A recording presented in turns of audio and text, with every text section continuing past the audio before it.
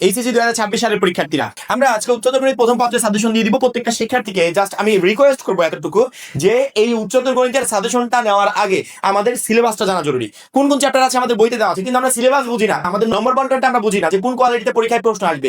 এইগুলো না বুঝে শুনেই খালি গড় চ্যাপ্টার গুলো কমপ্লিট করে যাই, সেখান থেকে পরীক্ষার হলে আমরা কখনো বেস্ট একটা রেজাল্ট করতে পারি না। কারণ কি, আমি আমার নম্বর বন্টনটাই জানি না যে 26 সালে কোন অংশ থেকে কিভাবে প্রশ্ন আসবে, আমাকে অ্যান্সার করতে হবে কিভাবে। এই জন্য সাজেশনটা দেওয়ার আগে নম্বর বন্টনটা বলে দিব। উচ্চতর গণিত প্রথম পত্রের সাজেশন দেওয়ার আগে আমরা একটু নম্বর বন্টনটা দেখে নিব। আমাদের টোটাল দুইটা পার্ট হবে। আমাদের সৃজনশীল প্রশ্নের নাম্বার কত, 50 মার্কের অ্যান্সার করতে হবে। প্রশ্ন আসবে কয়টা বলো তো? প্রশ্ন আসবে 8টা, লিখতে হবে কয়টা? 5টা।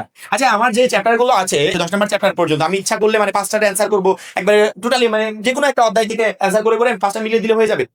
একদমই না, এখানে পার্ট করা আছে। আমাকে পার্ট বাই পার্ট নম্বর বন্টনটা বুঝে, সিলেবাসটা বুঝে তার পরবর্তীতে অ্যান্সার করতে হবে। উচ্চতর গণিতে প্রশ্ন আসবে 8টা, লিখতে হবে 5টা, কিন্তু ইচ্ছা করলে আমি যে কোনো 5টা অ্যান্সার করতে পারবো না। আমাদের উচ্চতর গণিতে দুইটা পার্ট থাকবে, এক হচ্ছে পার্ট এ আর হচ্ছে পার্ট বি। পার্ট এ তে বীজগণিত ও জ্যামিতি রিলেটেড যে চ্যাপ্টারগুলো আছে সেই চ্যাপ্টারগুলো থাকবে। পার্ট বি তে ত্রিকোণমিতি ও ক্যালকুলাস রিলেটেড যে চ্যাপ্টারগুলো আছে সেই চ্যাপ্টারগুলো থাকবে। তোমার পার্ট এ ক বিভাগ থেকে টোটাল 4টা প্রশ্ন আসবে, তোমার পার্ট বি খ বিভাগ থেকে টোটাল 4টা প্রশ্ন আসবে। তুমি ক বিভাগ থেকে বাধ্যতামূলক তোমাকে দুইটার অ্যান্সার করতে হবে, বাধ্যতামূলক। তুমি যদি এখন মনে করো যে আমার 5টা প্রশ্ন আসবে, আমি এই ক বিভাগ থেকে 4টার অ্যান্সার করলাম আর একটা ওইখান দিয়ে করে দেবো না, তুমি এখান থেকে যে 4টার অ্যান্সার করেছো না, তুমি 4টার নাম্বার পাবে না। তো একটা অটোমেটিক্যালি শিক্ষক এভাবে ক্রস দিয়ে কেটে দেবে। কিন্তু খ পার্ট থেকে যে তুমি একটা অ্যান্সার করো নাই, ওইটার জন্য তোমাকে বিপদে পড়তে হবে। এই জন্য